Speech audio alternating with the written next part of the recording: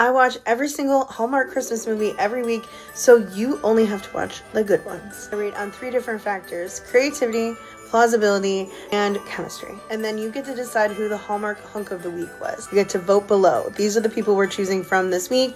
I don't know who I picked. They're both cute. Like, I can already hear you guys yelling at me, but I didn't like either of the 2 videos this week.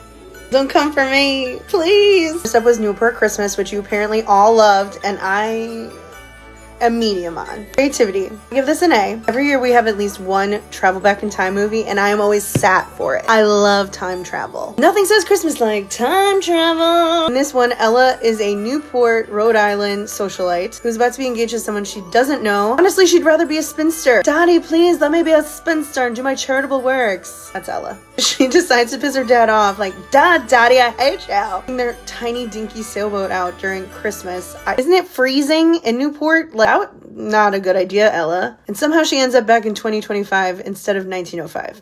And she starts disappearing from the history books. They have to get her back to 1905. Stat! But she falls in love. Plausibility, I just give this an F. Love time travel. They were describing the time travel too much to us. Like,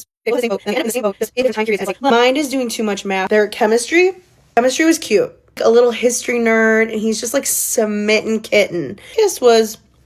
And the CGI was highly distracting in this movie. Wasn't even sure if they were like filming in Newport. Were they even near a pier? Because it seemed like that was a green screen too. It's not that it was bad. It's different time travel ones that are way better than this one. Overall, this one is a C. Okay, moving on to Christmas on Duty. My eye is twitching. It's because I had to watch this movie at all. Creativity was a C. Former Quantico rivals. They get into an argument, Christmas party, and spill cake all over some new boss. And as punishment, they have to work Christmas Day. But then a snowstorm happens and gasp!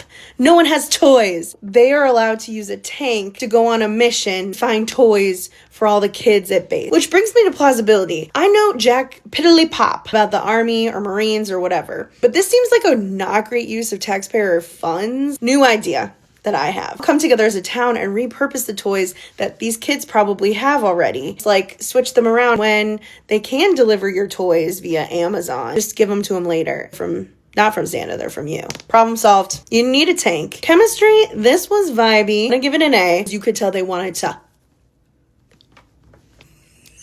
I'm giving this one a D. I mentioned they're in this weird Romeo and Juliet situation with their dads who hate each other. Too much show. There's too much story, okay, going on for it to be that boring of a movie. Hours to watch. This is a pass. I give it a D. See you next week, and hopefully it's a little bit better.